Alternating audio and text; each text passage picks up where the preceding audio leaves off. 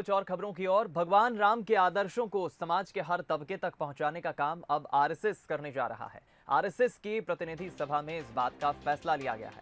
प्रतिनिधि सभा ने 2 संकल्प पारित किए, जिसमें एक राम मंदिर निर्माण से जुड़ा प्रस्ताव है। प्रतिनिधि सभा में पास किए गए प्रस्ताव में कहा गया कि राम मंदिर निर्माण केवल एक धर्म का विषय नहीं है, बल्कि समाज के सभी वर्गों ने मंदिर निर्माण में सहयोग किया है। इसलिए राम के आदर्शों को अब आरएसएस हर वर्ग तक पहुंचाएगा। पूरे राष्ट्र की चेतना, एकात्मता, समरसता राष्ट्र की मूल आत्मा को प्रकट करने का विषय है। इसलिए प्रतिनिधि सभा ने समाज के सभी सामाजिक, धार्मिक संस्थाओं, शिक्षाविदों, प्रबुद्ध सहित सभी को आह्वान किया है कि वे राम के आदर्शों को समाज में संचारित करने के लिए सार्थक प्रयास करें, ताकि हमारा देश आगे बढ़ सके। वहीं आरएसएस ने राम मंदिर निर्माण के लिए लोगों से सहयोग निधि एकत्र करने का भी काम किया है। मध्य भारत प्रांत ने करीब 5 लाख गांवों से ये राशि एकत्रित की है।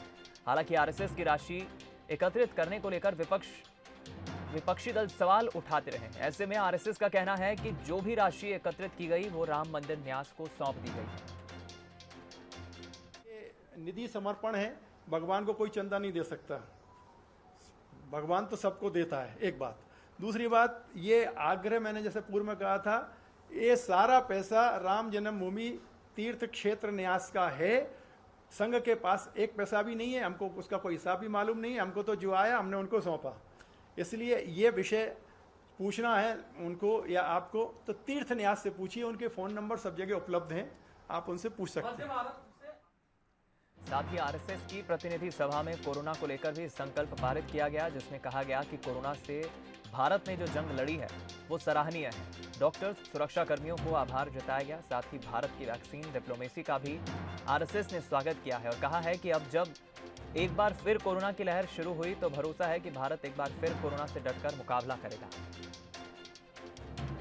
निधि समर्पण है, भगवान को कोई चंदा नहीं दे सकता, भगवान तो सबको देता है, एक बात। दूसरी बात, ये आग्रह मैंने जैसे पूर्व में कहा था, ये सारा पैसा राम जन्मभूमि तीर्थ क्षेत्र न्यास का है। संघ के पास एक